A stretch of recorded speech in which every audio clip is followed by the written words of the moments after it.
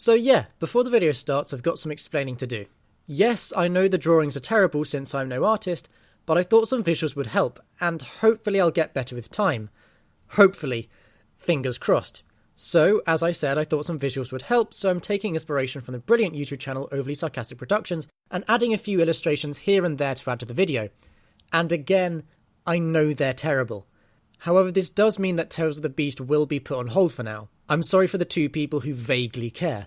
I may return to Tales of the Beast, but I just find it weird going from this to this to this. I would like some consistency, and I'd like to do that with this new project. The new format will be less detailed and will pretty much be a chapter summary in a video, but the new visuals should fill in the gaps. So now that's all out the way, let's begin with the first chapter of a new story born from misinterpretation. Gods of the Tower. First things first, let's establish the background to the story. Like most fantasy worlds, it starts with a bunch of gods who do what gods do best, which is making the world. Making land, plants, animals, but most importantly making civilization, since the gods needed something to watch and be amused by. And I didn't write this story to be about a rabbit and their pet dandelion.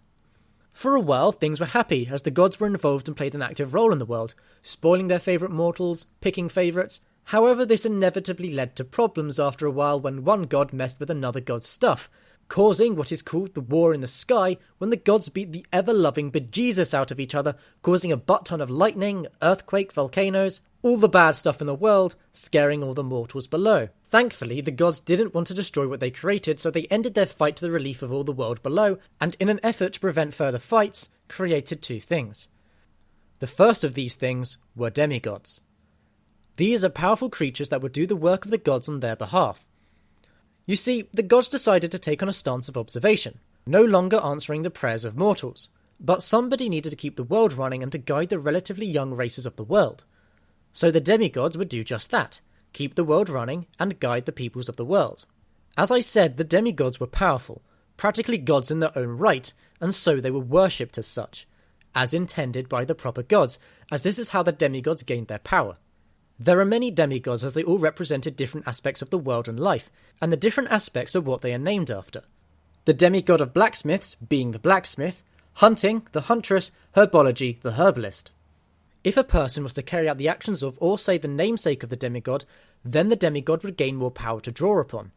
This meant that the more important gods, such as order and war, were able to gain the power they needed to function to their full potential, whilst the lesser important gods like the herbalist and the bug herder didn't gain too much power.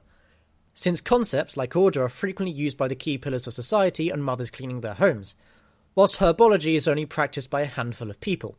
The demigods could then use this power by invoking their name, with some powerful enough to commit actions such as splitting a mountain in 2 to punish a dwarven kingdom.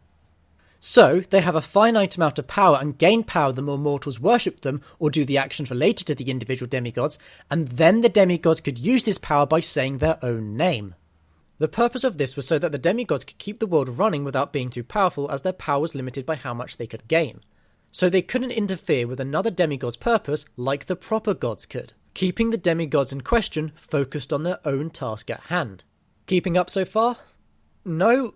My problem then. With the creation of the demigods, the world can now function without the immense power and interference of the gods, but that's only one of 2 things the gods did. The second thing they created was a tower. Surprise, surprise. You see, the gods feared that the demigods might fail and that the gods themselves may need to step in to set things right. But how could they get involved if they decided to observe to deliberately not interfere? This is where the tower comes in. At the top of the tower was a gate, a connection from the world of mortals to the planes of the gods.